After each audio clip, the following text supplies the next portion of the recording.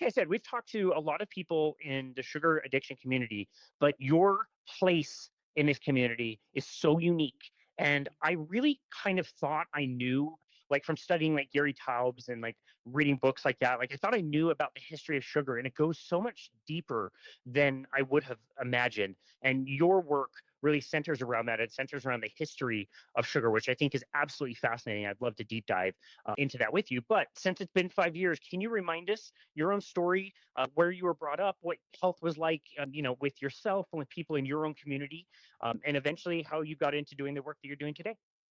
Yeah, so I was brought up in a town, Tyler, Texas. And I think just like most people at that time, I think, our parents were doing the best that they could do. We were fed well.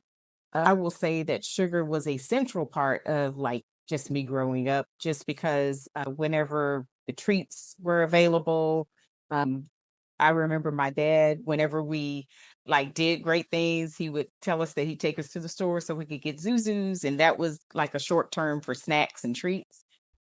The meal on the table looked very much, when I look back, it's like, wow, it's loaded in sugar because you're gonna have the primary source of protein, but it's also gonna be usually carbs, and I'm saying like carbs and starch, and then bread typically. But then even on top of that, you're likely to put sugar on something. If it was rice, you're gonna put sugar on top of that, and then you wash it all down with Kool-Aid and soda if you had that in the house. So that was growing up.